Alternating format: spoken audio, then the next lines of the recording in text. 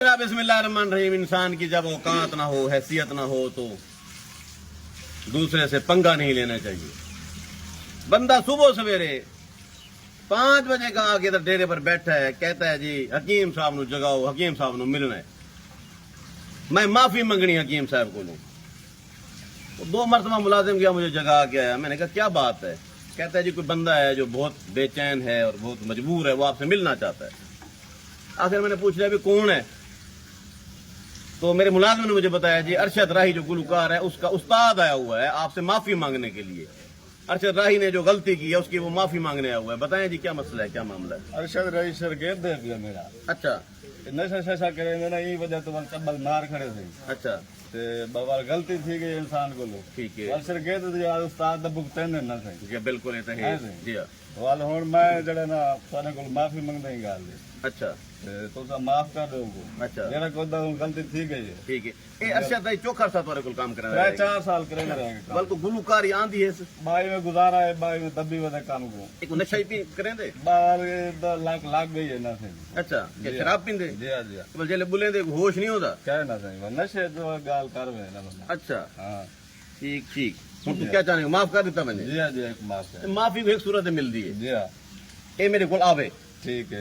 ये आके खुद माफी मांगे। ठीक है। चलो उन वाले तक मैं कोई कार्रवाई नहीं करेंदा। ठीक है। ठीक है। जेड़ा फौजा दे पिछो भेजी खड़े थे वो फौजा बाबा सारे वापस बुलवाओ तो मैं गलांदी पई उनका उस्ताद आ गए वो माफी वाले पास आ गए। अच्छा मैं किवें मान के ना भी तू दा उस्ताद है? कोई अपना कोई फन पेश कर। मैं फन पेश कर देना करो, फन पेश करो।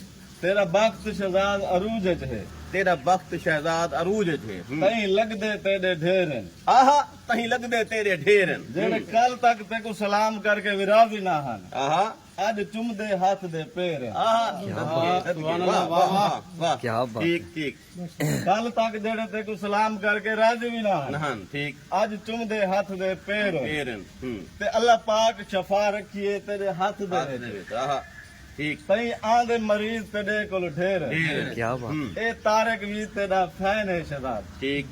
तई बनाए तेरे ना दे डोले माए शेर। वाह वाह वाह वाह वाह क्या बात है। क्या अपनी आईडी का नाम सोचा? मेरी आईडी का नाम है टिकटॉक का पेज है तारक खोखर 841। जेड़ा बंदा भी इको सर्च करके मेरे को मिलना चाहे जब मेरे डोले माए शेर सुनना चाहे तारक खोखर 841 सर्च करके। ठीक ठीक है वो सर्च थी वेंदे उस्ताद जी।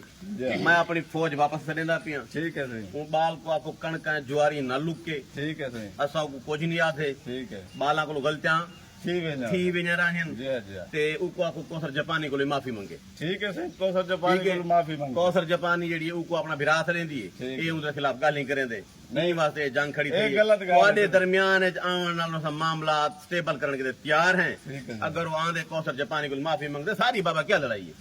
ठीक ठीक है ओके जी बंद कर।